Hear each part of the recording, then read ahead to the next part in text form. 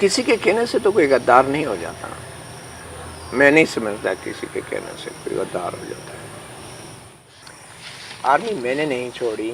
میں administrative grounds پہ، discipline grounds پہ مختلف وارننگز کے بعد 6 مہینے ریلیگیٹ ہونے کے بعد جو ہے ایک سیمسٹر کے اینڈ پہ انٹرویو ہوا کمانڈانٹ کا، اس میں وڈرا ہوا. اور یہ جو عام تاثر پایا جاتا ہے کہ ان کو جو ہے برے کردار کی وجہ سے نکالا گیا، کیونکہ کافی پروپیگنڈا ہوتا ہے، تو یہ بالکل غلط ہے. کیونکہ میرے پاس تمام اس کے ڈاکومنٹس بھی موجود ہیں جس کو ہم ڈسچارج سرٹیفکیٹ کہتے ہیں، تو اس کا میں پہلے بھی ذکر کرتا ہوں. نہیں، اصل بات نہیں ہے. آئی لوڈ آرمی. اور میں میٹرک کے بعد سے میں بڑے بھائی میجر تھے، ان کو دیکھ کے، اور والد صاحب میرے کرنل تھے، ان کو دیکھ کے آئی لوڈ آرمی. تو اس وجہ سے میں آرمی میں خود بھی جانا چاہتا تھا. اور وہاں پہ جا کے کافی فزیکلی ٹف ایک لائف ہوتی ہے، تو اس لائف کو جو ہے میں شاید کوپ اپ نہیں کر سکا اور بہت زیادہ ریزسٹ کرتا تھا. جنرل ضیاء الحق کا دور تھا، اور آپ جس کو کہہ سکتے ہیں کہ والد صاحب میرے جنرل ضیاء الحق کے خلاف بہت بولتے تھے، تو میں نے بھی ان کے دیکھا دیکھی تھوڑا سا کلاس رومز کے اندر کچھ باتیں کرنا شروع کر دی تھیں، تو پلٹون کمانڈر میرے لائک نہیں کرتا. نہیں، آرمی سے گرج نہیں ہے مجھے، آرمی کے پولیٹیکل رول سے گرج ہے بطول.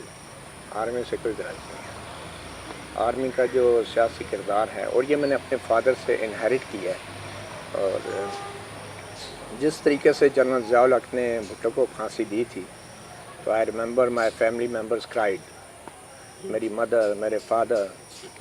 تو from that onwards we never like the political role of the army. So even as a journalist, I have inherited this thinking کہ army should not interfere in politics.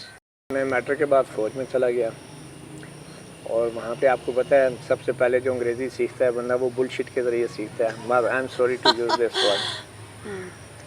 تو ہماری جو knowledge کی بنیاد ہے وہ بل شٹ ہی ہے. اور میٹرک کے بعد جب عمر ہوتی ہے کالج یونیورسٹیز میں بکس پڑھنے کی، کتابیں پڑھنے کی، نالج گین کرنے کی، ووکیبلری امپروو کرنے کی، تو ہم اس وقت وہاں پہ بل شٹ کر رہے ہوتے ہیں اور بل شٹ سن رہے ہوتے ہیں.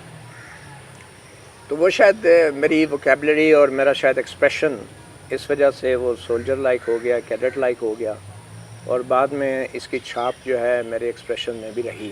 تو شاید میرے پاس الفاظ کم ہوتے ہیں اپنی فیلنگز کو بیان کرنے کے، مگر میں اپنی فیلنگز ڈائریکٹلی بیان کر دیتا ہوں. شاید یہ، اور میں بٹوین دا لائن شاید بات کرنے کا عادی نہیں ہوں.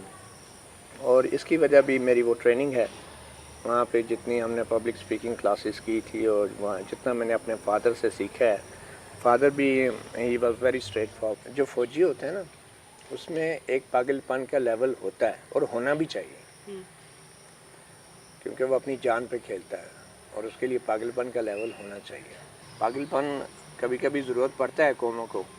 عوام کا پاگل پن ہی ہوتا ہے نا کہ وہ قوم کے لیے جان دیتے ہیں. جان دینا جو ہے وہ کوئی عقل مندوں کا کام تو نہیں ہے.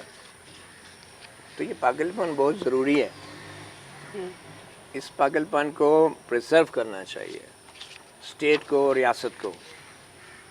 کیونکہ ابھی آپ نے سپریم کورٹ کے جج صاحب کی ججمنٹ پڑھی ہوگی، جسٹس باقر کی، کہ اگر ریاست اپنے ملک میں بونے بنائے گی، لوگوں کو ڈرا کے بزدل بنائے گی، ان لوگوں کے ذریعے وہ کوئی بڑے عظیم مقاصد نہیں حاصل کر سکتی، وہ ریاست عظیم نہیں بنے گی.